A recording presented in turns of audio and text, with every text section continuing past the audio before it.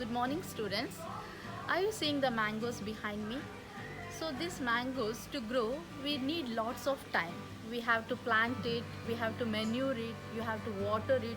Once it grows, you will get a fruit, which you are seeing right now back of me. And it takes a time even to ripe and even to have the fruit or to enjoy the fruit. Similarly, in the world, most of the things, it takes a long time to build. It may be your character, it may be your personality, it may be your parent rising you up, or it may be a building which will take a time to grow, or even the city, or even the country, or even the world. It takes a long time to get civilized, get developed. But to destroy, does it take long time? No, it takes a very less time. 90% of the cases you can see it will be destroyed very easily.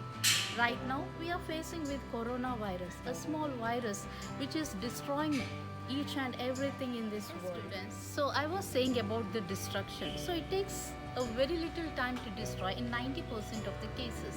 It may be anything. You take hours together to cook, but to eat, you take only 5 minutes. You take hours together to clean your house, but to make it dirty, it requires a very little time. Similarly, most of the things are destroyed in a very less time. So today we will be dealing with a procedure, the destructive procedure, which when I read, really I doesn't like this destructive procedure, but anyway today we'll deal with the destructive procedure.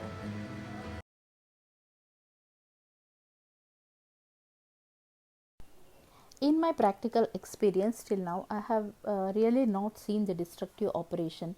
The destructive operations are performed like there are 4 types in that, that is craniotomy, evisceration, decapitation and clideotomy. So these are the 4 types which comes under the destructive operations.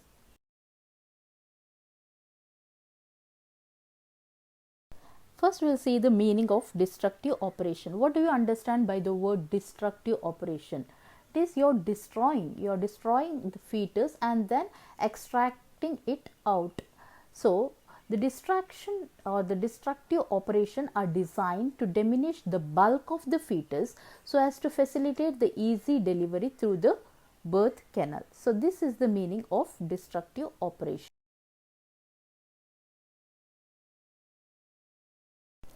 As I have already said you previously, there are 4 types of operations performed under the destructive procedures. They are craniotomy, evisceration, decapitation and clidotomy.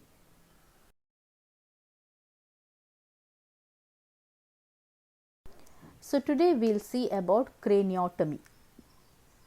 Craniotomy, what do you understand by this? The definition is, it is a destructive operation on the fetal head. As it specifies, craniotomy is generally understood about the cranium.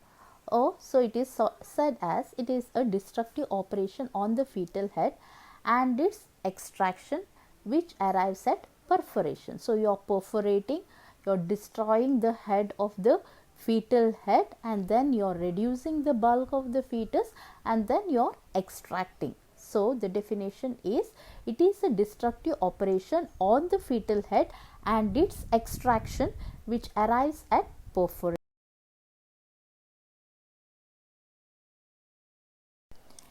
So next we will see what are the indications when you can perform this destructive procedure, that is craniotomy. So the indication are, the first one is cephalic presentation producing obstructed labor with the dead fetus, and the second indication is hydrocephalus even in a living fetus. This is applicable either to the forecoming head or the aftercoming head, and the next indication is interlocking head of the twins. In this condition you can go for a craniotomy. And what are the conditions to be fulfilled? The condition to be fulfilled are, the cervix must be fully dilated and the baby must be dead. Then you can perform this procedure. Next we will see what are the contraindication for performing this procedure. The contraindication, the first one is severely contracted pelvis, and then the next one is the rupture of the uterus. When there is a rupture of the uterus, there is no meaning in doing a destructive operation.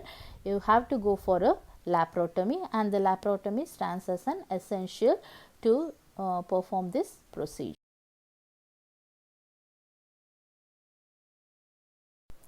Next we will see the procedure. So for any procedure there should be a preliminaries. First we will see what are the preliminaries. The one thing is this procedure is performed under general anesthesia, and the second one is you have to ascertain the presentation of the fetus before performing this procedure.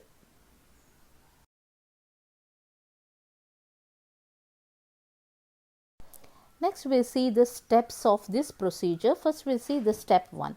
In step 1, the two fingers are introduced into the vagina and the fingertips are to be placed on the proposed site of perforation. You are inserting the two fingers and place it on the site where you are going to do a perforation. So if it is a vertex presentation, it's on the parietal bone, that is on the either side of the sagittal suture. The suture must be avoided, which prevent the collapse of the bone, thereby preventing the escape of the brain matter.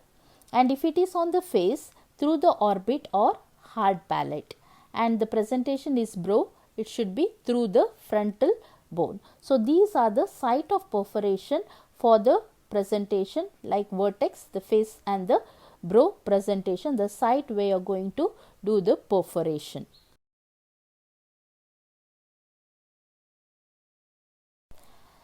Next is step 2. In step 2, the Oldham's perforator with the blades closed is introduced under the palmar aspect of the finger, where you are protecting the anterior vaginal wall and the adjacent bladder until the tip reaches the proposed site of perforation. As I have explained you previously, what are the proposed site of perforation. Until there you have to make sure that it doesn't get hit into the anterior vaginal wall or to the bladder. So you have to insert the perforator in a closed way. The blade should be closed while insertion.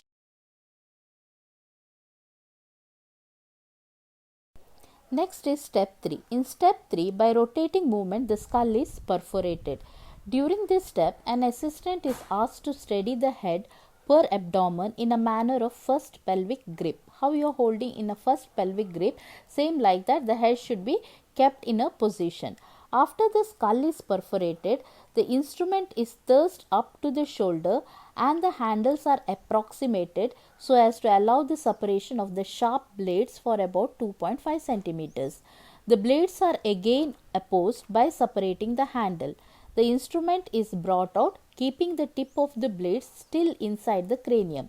The instrument is rotated at right angle and then again thrust is in up to the shoulder. The handles are once more to be compressed so as to separate the blades for about 2.5 centimeter. The perforated area now looks like a cross. You can see in the image how it looks. The instrument with the blade closed is then thrust in beyond the guard to chump the brain matter. The instrument with the blades closed is brought out under the guidance of the two fingers still placed inside the vagina. This is how you're destroying the fetus inside. It looks really very painful how you're destroying the dead fetus inside the uterus using this Oldham's perforator. You are perforating, and as you have seen in the image, it looks like the perforated, you have perforated whole of the cranium and it looks like a cross.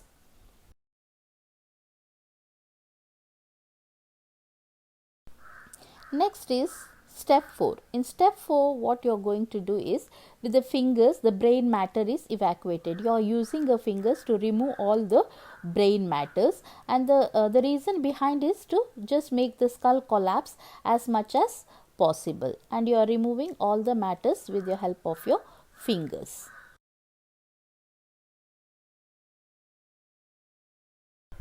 Next, in step 5, when the skull is found sufficiently compressed, the extraction of the fetus is achieved by using a cranioclast or by two giant valsella. So you are achieving the removal of the fetus with the help of this instrument.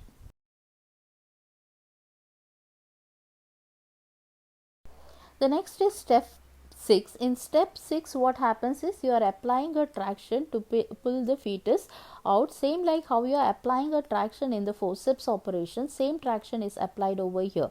In the image you can see that is the beginning. You are doing a craniotomy, that is the perforation of the cranium by using a Oldham's perforator. Later on, when the with the help of Oldham's perforator, you are destroying whole of the cranium, and once the cranium is collapsed, you are removing all the matters of the brain matters using your fingers. And as I said you, it looks like a cross like fashion. The remaining part looks like a cross like area, and later on you are using this cranioclast or two joint valsalum, and with the help of this instrument, same like how you are applying a traction on the forceps delivery, same like that you are applying a force on the force, and then you are extracting the remaining part of the fetus.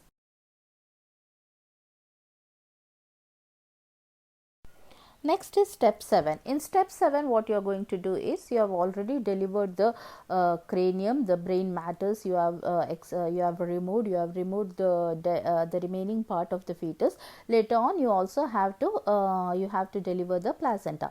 Once the placenta is delivered, you have to see the completeness of the placenta, and later on, as routine, you have to check for the uterovaginal canal. It should be explored to see there any tear is there, any abnormality is there, any bleeding is there.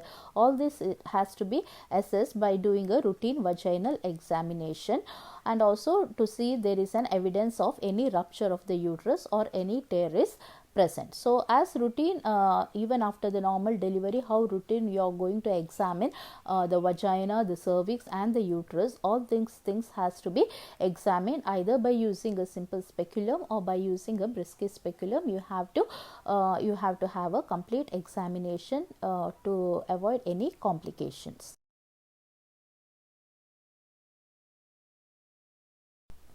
Finally, as routine, you can give injection oxytocin or injection methergine 0.2 mg. As per the obstetrician's order, you can go for this injection to avoid any further postpartum hemorrhage. So today we have seen, and the remaining part of the that is after postpartum is same like the normal delivery, how you take care of the mothers in the postpartum period. So today we have seen about the destructive operation. So what do you understand by the word destructive operation? And there are 4 types, that is craniotomy, evisceration, decapitation and clitotomy. Today we have seen about craniotomy. In craniotomy, we have first seen the definition of craniotomy. Next, we have seen the indication, the condition to be fulfilled to perform this procedure. Next, we have seen the contraindication, and finally we have seen the procedure. In procedure, as usual, we have seen what are the preliminaries has to be taken care of, and next we have seen what are the steps. In steps, we have seen step 1. In that we have seen the site of perforation, step 2, step 3, step 4, step 5, step 6 and finally step 7. So the operation is divided into 7 steps. So that's about the destructive operation. In destructive operation, the remaining part we will see in the next session. Thank you. Stay home, stay safe.